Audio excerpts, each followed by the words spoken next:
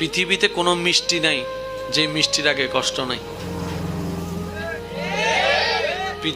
যত দুঃখ আসবে জীবনে, আমার একটা কথা মনে রাখবেন, যত ধরনের দুঃখ কষ্ট আসুক, মনে রাখবেন আপনার সফলতার সময়, আপনার পাওয়ার সময়, আপনার নিয়ামত অর্জনের সময় খুব কাছে চলে আসছে, খুব কাছে চলে আসছে, খুব কাছে চলে আসছে। মনে রাখবেন ভাইয়েরা, পৃথিবীতে নবী রাসূলের মতো সুখে থাকার জন্য টাকার দরকার, সম্পদের দরকার।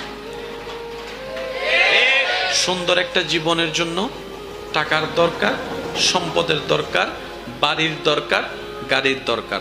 এবার সেই জিনিস অর্জন করার জন্য যা যেমনে পারে তেমনি ইনকাম করা শুরু করছে। পর্যন্ত মা বাবাকে ঘর থেকে বের করে দিচ্ছে এই সম্পত্তির কারণে। তখন বাবা চিন্তা করে, কিরে এই সম্পত্তি আমি কামাইছি তো সুখে থাকার জন্য, আজকে দেখি এই সম্পত্তি নিয়ে আমার ছেলে মারামারি করলাম, আমি কি করলাম? আমি তো এখন শান্তির খুঁজে তাদেরকে অশান্তিতে ঠেলে দিছি। কামাইলেও জ্বালা, না কামাইলেও জ্বালা, সম্পত্তি জুড়াইলেও জ্বালা, না জুড়াইলেও জ্বালা। সম্পত্তি জুড়াইলে বেশি কে নিবে সে চিন্তায় মগ্ন, আর না জুড়াইলে গালাগালি করে। কেন জনম? যেই ধর্মেরই হোক, যেই মতেরই হোক, যেই নীতিরই হোক, যেই চিন্তারই হোক, সব মানুষের চাওয়া একটাই, দিন শেষে একটু সুখে থাকা, একটু শান্তিতে থাকা। মুরব্বীদেরকে জিজ্ঞেস করেন, যারা একসময় এই এলাকায় রাজত্ব করেছিল, যাদের দাপটে কেউ কথা বলতে, জীবন তো আমাদের, সূর্যটা তো জীবন সূর্য অস্তমিতের দিকে যাচ্ছে, এখন বেশি কিছু চাওয়ার নাই। ওই নাতি নাতনির চেহারাটা একটু দেখবো, তারা একটু খেলাধুলা করবে, আমার সাথে দুই মুঠো ভাত খাবে, একটু সুখে শান্তিতে তাদের সাথে খেলে জীবনটা কাটাইতে পারলেই বাস হয়ে যাচ্ছে। এখন আমার কোনো নতুন করে চাওয়া নাই, নতুন করে পাওয়া নাই। তাহলে দেখেন, যেই সুখ অপর নাম সুখ না দুঃখ, টাকার অপর নাম সুখ না দুঃখ, বাড়ির অপর নাম সুখ না দুঃখ, ব্যবসার অপর নাম সুখ না দুঃখ। তাহলে যেগুলা থেকে সুখ কামাতে চাইলাম এগুলাই দুঃখের কারণ হয়ে গেল। তাহলে প্রত্যেকটা মানুষের সুখের তো দরকার, সুখটা পাবে দরকার হয়। যারাই ধার্মিক তারাই সুখী, যারাই ধার্মিক তারাই শান্তিতে আছে, যারাই ধার্মিক তারাই প্রশান্তির ছোঁয়া পেয়েছে, না হয় পৃথিবীতে কেউ পাই নাই।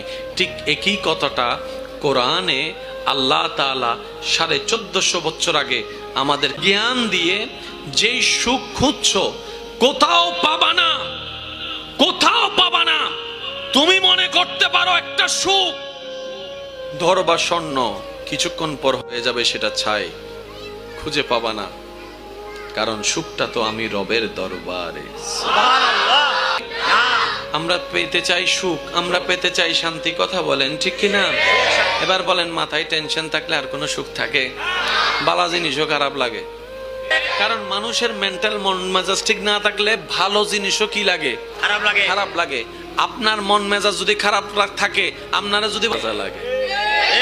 একটু বোঝার চেষ্টা করেন কেন আমি কথাটা তুলেছি।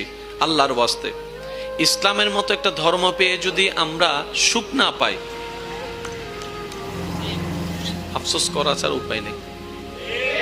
আচ্ছা, কেন পাবো না সুখটা আমরা বলেন? যেখানে রহমান আমাদের, আমরা পাবো না কেন? নিশ্চয়ই আমাদের কোন একটা জায়গায় বেজার লাগছে। ভাই কথা বলেন না, ঠিক না? এবার আমি প্রথমেই বলেছি, যাদের সুখ দরকার, যারা শান্তি দরকার, তারা শুনেন। আর যারা বলেন যে না আমি সুখের সাগরে আছি, ওই হাইয়ের সুখী হয়েছে গুদিবের হতদের সুখের সাগরে আছি, তাহলে আপনার না শুনলেও চলবে, আপনার জগৎ আলাদা। এজিদের সবচেয়ে দুর্বল বাহিনী ছিল ইমাম হুসাইনের। পানি ছিল এজিদ বাহিনীর কাছে, পানি ছিল না হুসাইনি কাফেলার সাথে। খাবার ছিল যথেষ্ট এজিদ বাহিনীর কাছে, কিন্তু খাবার কোনো ছিটে পোড়া ছিল না হুসাইনি কাফেলার সাথে।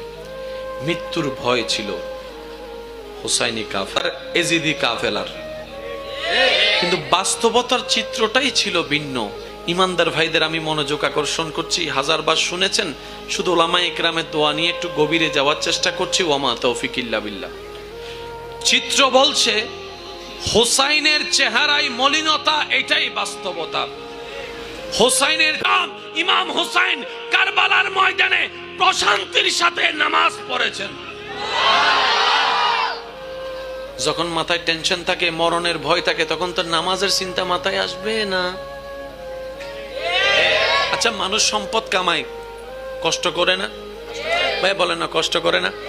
হাজার কিছু দি মালিক, তাকে যদি কেউ মাথায় পিস্তল টাকায় লেহি দেয়, কিরে ভাই 40 বছরের টাকা দিয়ে দিছস যে? তাহলে জানের কথা আসলে এখানে আর কোনো কিছুর কথা আসে না। কিন্তু ইমাম হুসাইন জানে উনি কতল হবে, উনি জানে হামলার শিকার হবে, উনি জানে তীরের শিকার হবে। তার গোলাম আমরা যে মানুষ উনারে গিরেই ধরে আছি, উনি তো যে স্লো স্লো নামাজ পড়তেছে, মনে হয় যেন শান্তির সাগরে ভাসতেছে। সুবহানাল্লাহ। টেনশনের কোনো কিছুই নাই। কিরে বিষয়টা কি? বিষয়টা কোরআনে আল্লাহ আগেই ক্লিয়ার করে দিয়েছেন। হুয়াল্লাযী আনজালাস সাকিনাতা ফি কুলুবিল মুমিনিন। বিশ্ববাসী জেনে রাখো, বুঝে রাখো। ভাই আর একটু জোরে বলেন না। তাহলে সুখী হওয়ার জন্য মুমিন হওয়া দরকার।